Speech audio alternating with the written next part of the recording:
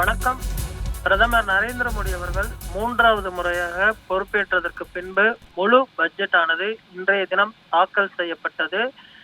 நிதியமைச்சர் நிர்மலா சீதாராமன் அவர்கள் இந்த பட்ஜெட் உரையினை சரியாக 1 மணி நேரம் 26 நிமிடங்களில் தாக்கல் செய்து முடித்தார். குறிப்பாக கடந்த முறை தாக்கல் செய்யப்பட்ட பட்ஜெட்டில் திருக்குறளுடன் உரையை ஆரம்பிப்பது வழக்கம். ஆனால் இந்த முறை பார்த்தோமேனால் அவர் திருக்குறளையோ அல்லது சங்க இலக்கியங்களையோ மேற்கோள் காட்டாமத்தான் தனது பட்ஜெட் உரையை தொடர்ந்தார்.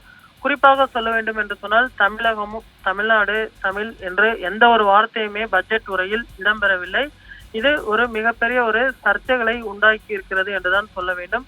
குறிப்பாக தமிழகத்திற்கு பல்வேறு கோரிக்கைகள் வைத்த நிலையில் தமிழகத்திற்கு எந்த ஒரு புதிய அறிவிப்போ அல்லது நிதியோ ஒதுக்காததும் தற்பொழுது சர்ச்சைகளை உண்டாக்கி இருக்கிறது. தமிழக வெள்ள நிவாரணமாக முதல்வர் அவர்கள் பிரதமர் அவர்களுக்கு கடிதம் எழுதியிருந்தார். ஆனால் அவர் தமிழ்நாடுக்கு வெள்ள நிவாரணம் குறித்த எந்த ஒரு அறிவிப்பும் வெளியாகவில்லை. அதே போன்று தற்பொழுது சென்னையில் செயல்படுத்தி வரக்கூடிய மெட்ரோ ரயில் திட்டங்களுக்கு கடந்த 3 ஆண்டுகளாக எந்த ஒரு நிதியும் ஒதுக்கப்படாத நிலையில் தற்பொழுது மெட்ரோ ரயில் திட்டங்களுக்கு நிதி ஒதுக்குவது குறித்த எந்த ஒரு அறிவிப்பும் வெளியாகவில்லை. அதே போன்று மதுரை, கோயம்புத்தூர் உள்ளிட்ட 2 நகரங்களுக்குமே புதிய மெட்ரோ ரயில் திட்டங்கள் அமல்படுத்தப்படும் என்று தமிழக பட்ஜெட்டில் அறிவிக்கப்பட்டிருந்தது.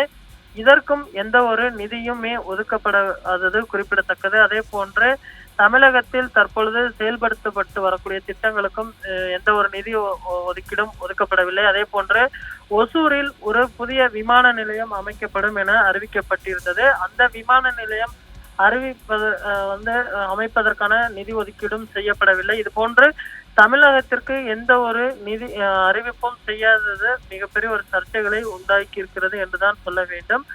குறிப்பாக பீகார் மற்றும் ஆந்திரா உள்ளிட்ட 2 மாநிலங்களுக்குமே அதிகமான திட்டங்களை ஒதுக்கி இருக்கக்கூடிய நிலையில் தமிழகம் முற்றிலும் புறக்கணிக்கப்பட்டிருப்பது தற்பொழுது சர்ச்சைகளை உண்டாக்கி இருக்கிறது. இதற்கு திமுக, காங்கிரஸ் உள்ளிட்ட எதிர்கட்சிகளின் சார்பாக தற்பொழுது கண்டனங்களை பதிவு செய்து வருகின்றனர். இந்த சூழ்நிலையில் தமிழகம் மாற்றாந்தை மனப்பான்மையுடன் தான் மத்திய அரசு தொடர்ந்து பார்த்து வருவதாகவும் அவர்கள் தங்களுடைய விமர்சனங்களை முன்வைத்து வருவது தற்பொழுது குறிப்பிடத்தக்கது. தமிழகம் மிகவும் எதிர்பார்க்கப்பட்ட சென்னை வெள்ள நிவாரண நிதி, அதே போன்று மெட்ரோ ரயில் திட்டங்களுக்கான அந்த நிதி ஒதுக்கீடு, அதே போன்று நகர்ப்புற மேம்பாட்டு வாரியத்தால் செயல்பட்டு வரக்கூடிய வீடுகளுக்கான நிதி ஒதுக்கீடு என எந்த ஒரு திட்டத்திற்குமே தற்பொழுது நிதி ஒதுக்கீடு செய்யாதது விமர்சனங்களை உண்டு பண்ணி இருக்கிறது.